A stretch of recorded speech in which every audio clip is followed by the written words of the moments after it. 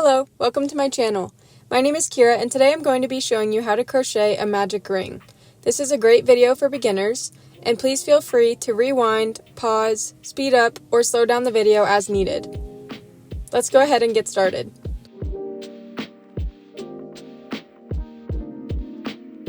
For supplies, I will be using Burnette blanket in the color Lotus. This is a size 6 super bulky yarn. On the label of your ball of yarn, it should include a small box that tells you the yarn size and a recommended hook size.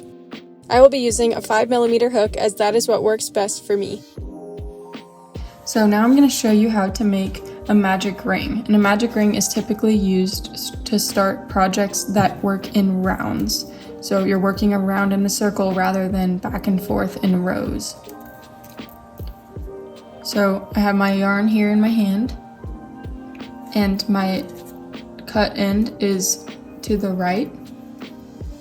And I'm going to use my thumb to hold here and anchor it, and then wrap my yarn 3 times around these 2 fingers. And then I like to use this other finger here to hold this tail. So you should have 3 lines here. You're going to take your hook, go underneath these first 2, grab this third one with your hook here, and pull it underneath those first 2. Just like that. And then this, again, is your working yarn that's attached to the ball, so that's the yarn you'll be working with. So I have this loop here, and I'm going to take my hook and grab this working yarn and pull it through that loop. So let me show you this one more time. So I'm gonna use my thumb to kind of anchor my yarn here, wrap this 3 times around, and then leave my tail hanging out over here. Insert my hook under these first 2, and grab this third one with my hook, pull it underneath the first 2, and now I have a little bit of a loop here. I'm gonna go back down and grab this working yarn and pull it through that first loop that we've made. So now you have your magic ring, and you wanna make, like a lot of patterns will start by saying make 6 single crochet in a magic ring, so that's what I will show you. So now that you have your loop on your hook, you want to go back underneath these 2 strands here and make another loop just like we did. So now you have 2 loops on your hook, and then you want to yarn over like this and pull the yarn through these 2 loops. So that is 1 single crochet in a magic ring. So you're going to do that 5 more times. So go underneath the 2 loops, pull up another loop,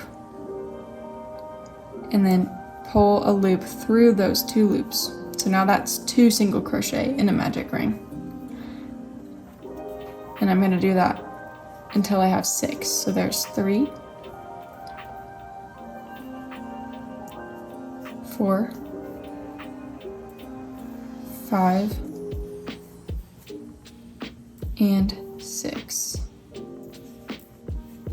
So now I have 6 single crochet in my magic ring, and we got to pull it tight. So if you flip this over to the side here where you have these 2 strings, you can see that there's one on the bottom and one on the top. You want to make sure that you are pulling on this bottom one here. So you're just gonna hold right here and pull this bottom loop until it's all the way tight. And then this tail that we have left, now we have this loop and this tail left, you want to pull this tail to close that loop. And now you have your magic ring.